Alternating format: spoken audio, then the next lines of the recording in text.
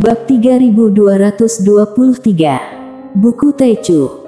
Dalam waktu yang akan datang, Mileye sepenuhnya fokus pada Akademi Guanxuan.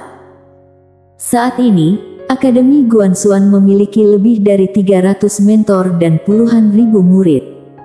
Semua dipilih dengan teliti.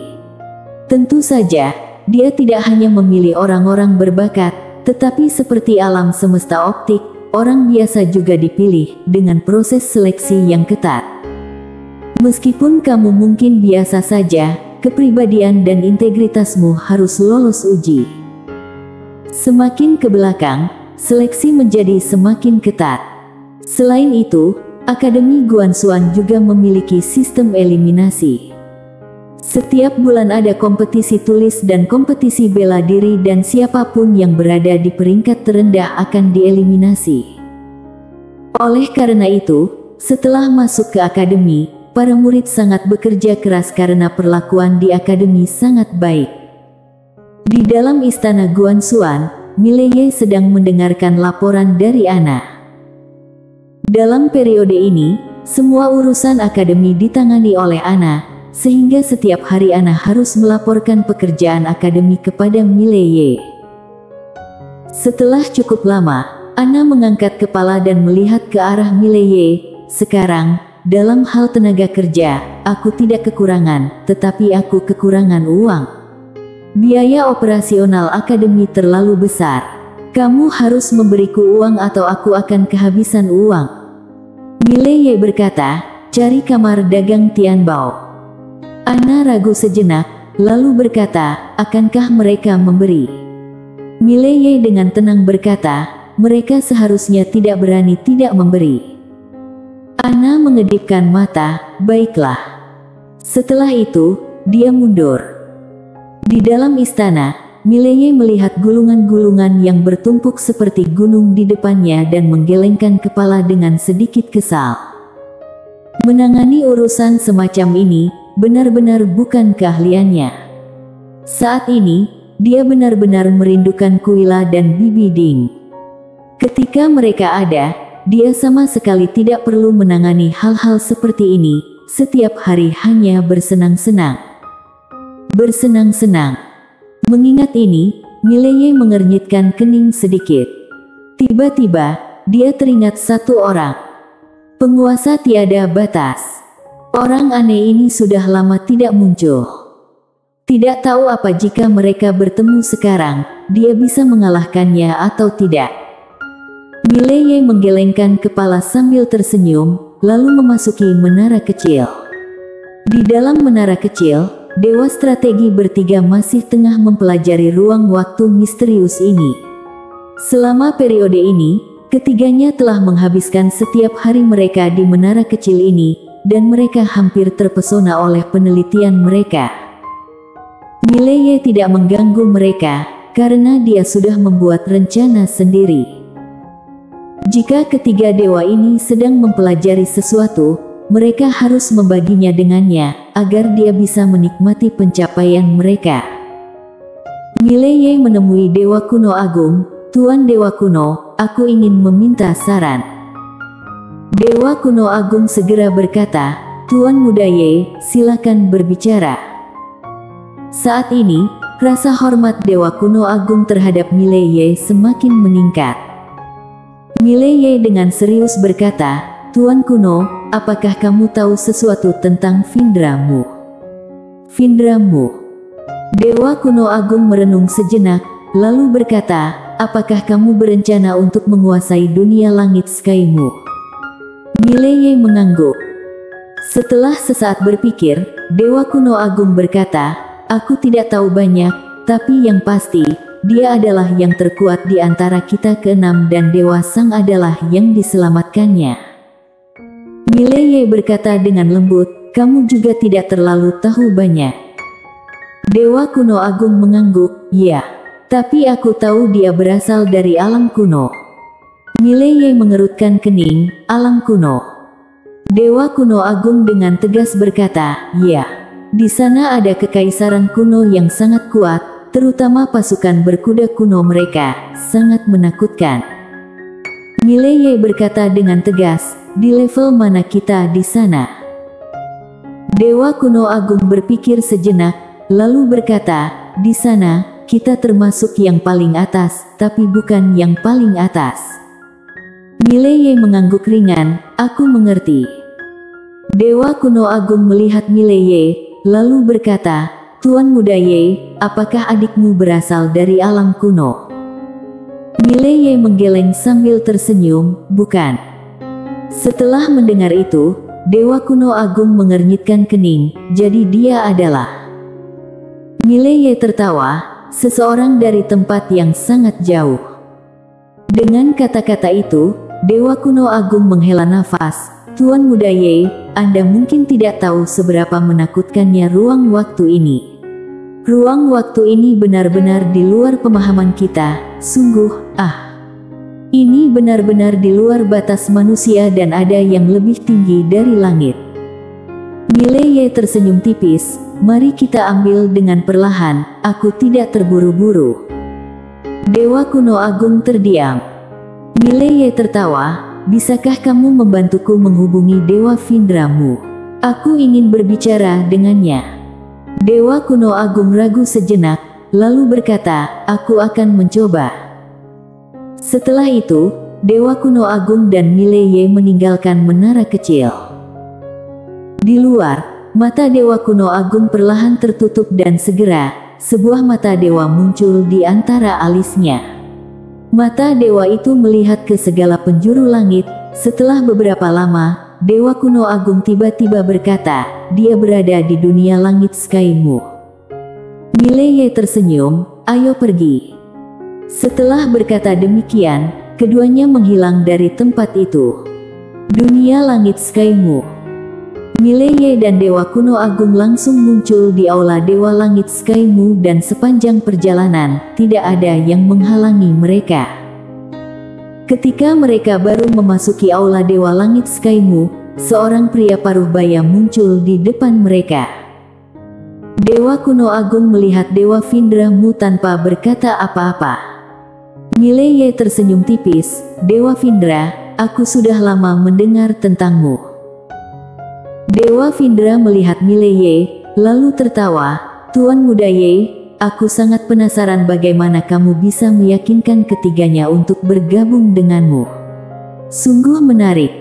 Mileye tersenyum, ini sederhana, Dewa Vindra bisa ikut aku ke suatu tempat, begitu kamu melihatnya, semuanya akan jelas. Setelah berkata demikian, dia langsung membawa Dewa Vindra masuk ke menara kecil.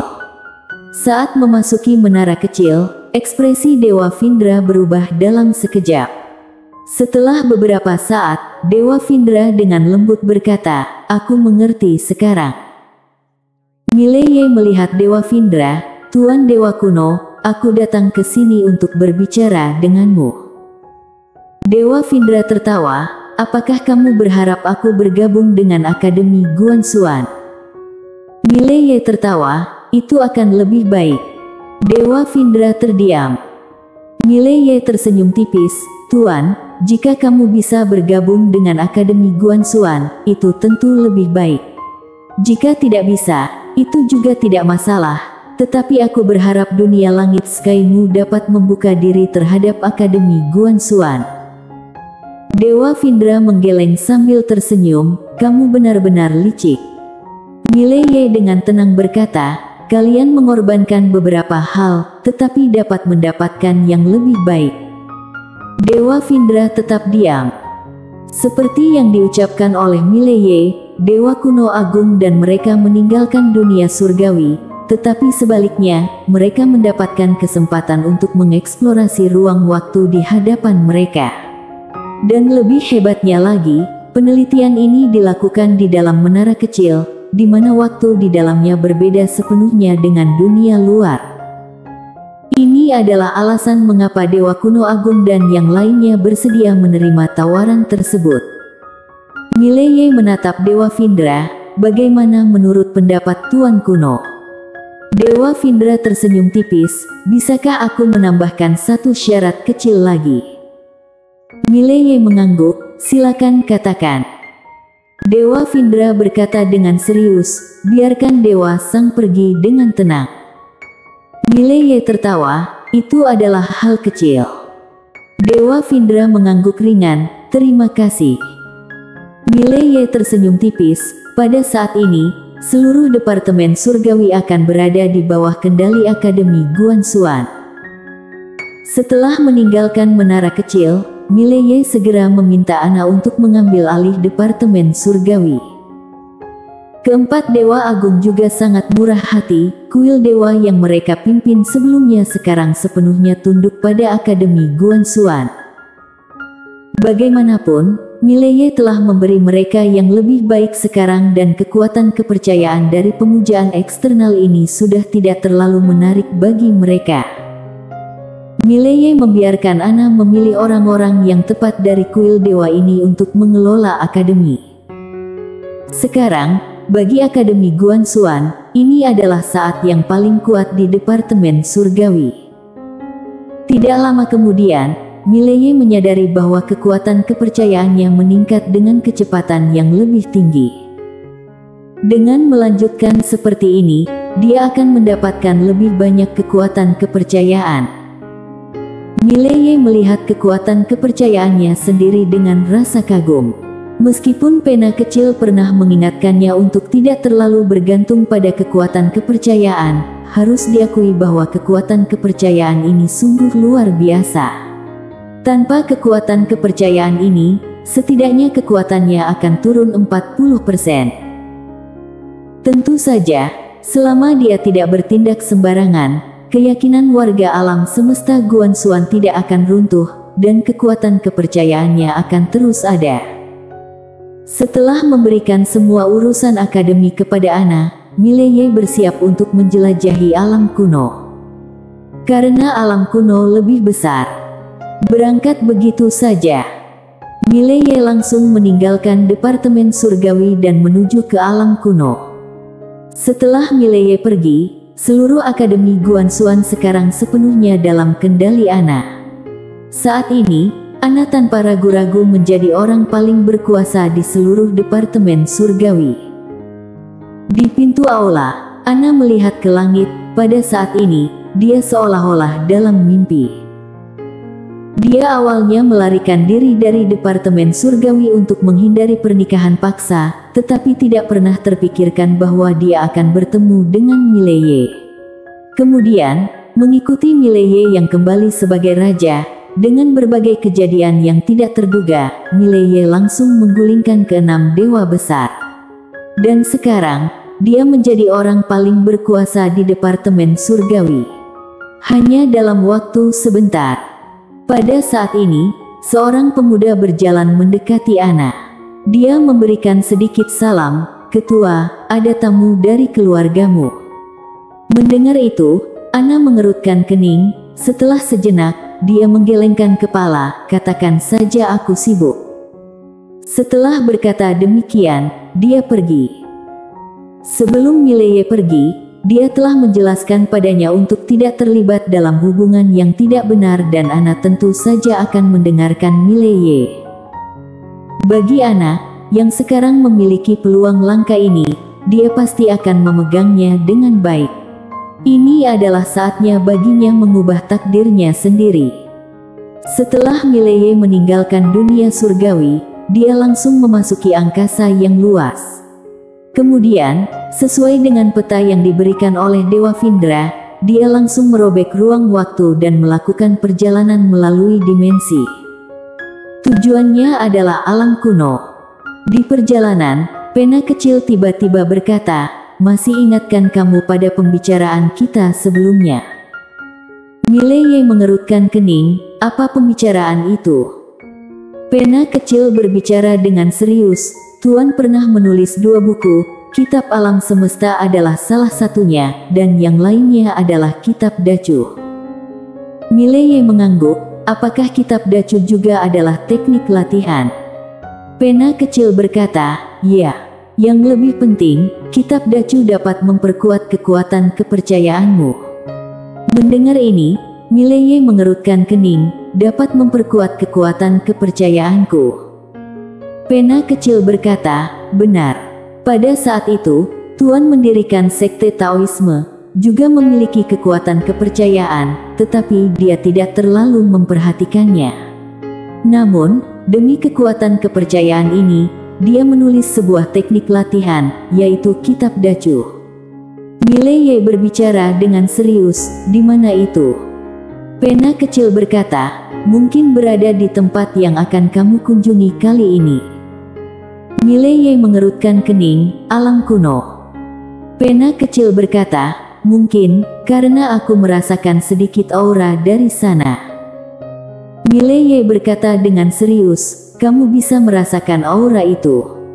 Pena kecil berkata, "Tentu saja, karena pada saat itu adalah Tuan yang menggunakanku untuk menuliskannya." Mileye hampir saja berkomentar. Pada saat ini, dia tiba-tiba berbalik. Di sebelah kanannya, tidak jauh dari situ, ruang waktu tiba-tiba terkoyak dan kemudian, sosok manusia keluar perlahan.